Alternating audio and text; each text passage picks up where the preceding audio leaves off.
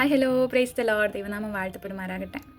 ഞാൻ പലപ്പോഴും വീഡിയോസിൻ്റെ കമൻസ് വായിക്കുമ്പോൾ കൂടുതലും കാണുന്ന കമൻസ് അല്ലെങ്കിൽ എൻ്റെ ചുറ്റുമുള്ളവർ പൊതുവേ പറയുന്നൊരു പ്രാർത്ഥനാ വിഷയം എന്ന് പറയുമ്പോൾ എൻ്റെ പ്രാർത്ഥനകളൊക്കെ ദൈവസന്നിധിയിൽ എത്തുന്നുണ്ടോ, എനിക്കെന്താ മറുപടി കിട്ടാത്തത്, കർത്താവെ എൻ്റെ പ്രാർത്ഥന കൂടി കേൾക്കണേ, അല്ലെങ്കിൽ സിസ്റ്റർ എനിക്ക് വേണ്ടിയും കൂടി പ്രാർത്ഥിക്കണേ. നമ്മളെപ്പോഴും നമ്മുടെ പ്രാർത്ഥനാ വിഷയങ്ങൾ മറ്റുള്ളവരോട് ഷെയർ ചെയ്യാറുണ്ട്, പാസ്റ്റേഴ്സിനോട് പറയാറുണ്ട്, പ്രാർത്ഥിക്കുന്ന ആൾക്കാരോടൊക്കെ വിഷയങ്ങൾ പറയാറുണ്ട്, ഒപ്പം തന്നെ നമ്മൾ പ്രാർത്ഥിക്കുന്നുണ്ട്. സോ ഇന്നത്തെ ഈ വീഡിയോ ഒത്തിരി പ്രാർത്ഥിച്ചിട്ടും മറുപടി കിട്ടുന്നില്ല എന്ന് തോന്നുന്നവരോടാണ്.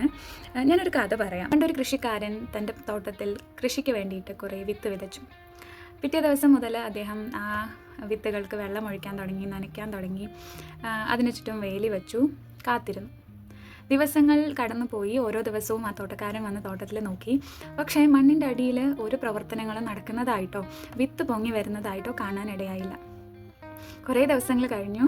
അതിന് മുള പൊട്ടി ആ കൃഷി സ്ഥലത്ത് ചെടികൾ വളരാൻ തുടങ്ങി.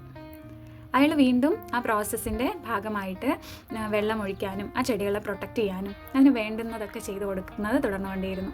ഒടുവിൽ ഒരു ദിവസം തക്ക സമയത്ത് ആ ചെടിയുടെ സീസണായപ്പോൾ, ഫലം കായ്ക്കേണ്ടുന്ന സീസണായപ്പോൾ വളരെ മനോഹരമായ, വളരെ ഫലപുഷ്ടിയുള്ള കുറേ ഫലങ്ങൾ അയാൾക്ക് കിട്ടാനിടയായി. ഹല്ലേലൂയ.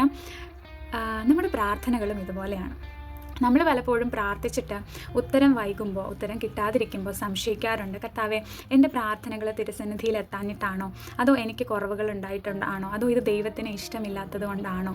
പല ചോദ്യങ്ങളുണ്ടാവും. പക്ഷേ ഇങ്ങനെ ഭാരപ്പെട്ട് പ്രാർത്ഥനകളുടെ ഉത്തരം നേടി വിഷമിച്ചിരിക്കുന്നവരോടാണ് ഇന്ന് ഞാൻ ഈ മെസ്സേജ് പറയുന്നത്. ഭാരപ്പെടേണ്ട, നിങ്ങളുടെ പ്രാർത്ഥനകൾ ഓരോ വിത്ത് വിതയ്ക്കലാണ്. ഒരിക്കലും ഞാൻ ഈ പറഞ്ഞതുപോലെ ഒരു ദിവസം കൊണ്ട് നമുക്കൊരു വിത്തിൻ്റെ ഫലം കിട്ടത്തില്ല. നമ്മൾ മണ്ണിലേക്ക് നോക്കുമ്പോൾ ഒന്നും സംഭവിക്കുന്നതായിട്ട് നമുക്ക് കാണാൻ കഴിയില്ല. പക്ഷേ the moment we plan a seed, ആ പ്രോസസ്സ് അന്ന് അവിടെ തുടങ്ങുവാണ്. അതുപോലെ തന്നെയാണ് നമ്മുടെ പ്രാർത്ഥനകൾ. നമ്മൾ ഒരിക്കൽ പ്രാർത്ഥിച്ച പ്രാർത്ഥന അന്ന് സ്വർഗത്തിൽ അത് തുടങ്ങിക്കഴിഞ്ഞു. പിന്നെ നമ്മൾ ചെയ്യേണ്ടുന്നത് അതിനെ ഓർത്ത് സ്തോത്രം പറയുക, വിശ്വസിക്കുക, പ്രത്യാശിക്കുക എന്നുള്ളതാണ്. തക്ക സമയത്ത് കർത്താവ് നമുക്ക് വേണ്ടി ഫലങ്ങളെ തരിക തന്നെ ചെയ്യും.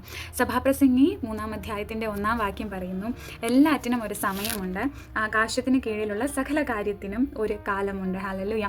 താഴേക്ക് വായിക്കുമ്പോൾ വളരെ മനോഹരമായിട്ട് എക്സ്പ്ലെയിൻ ചെയ്തിട്ടുണ്ട്. ജനിക്കാനൊരു സമയമുണ്ട്, മരിക്കാനൊരു സമയമുണ്ട്, അതുപോലെ നമ്മുടെ പ്രാർത്ഥനകൾക്ക് ഫലം കിട്ടാനൊരു സമയമുണ്ട്. അപ്പോൾ എന്നെ കേൾക്കുന്നവരോട് ഞാൻ ഒരിക്കൽ കൂടി പറയട്ടെ, നിങ്ങളുടെ ഒരു പ്രാർത്ഥനകളും സ്വർഗം കേൾക്കാതിരിക്കത്തില്ല, ഒരു പ്രാർത്ഥനകളും നിങ്ങൾക്ക് ഫലം തരാതെ പോകത്തില്ല. അതിന് കാരണം വിളിച്ച ദൈവം വിശ്വസ്തനത്രേ. തക്ക സമയത്ത് കർത്താവ് നിങ്ങൾക്ക് വേണ്ടി വഴിവാതിലുകളെ തുറക്കും.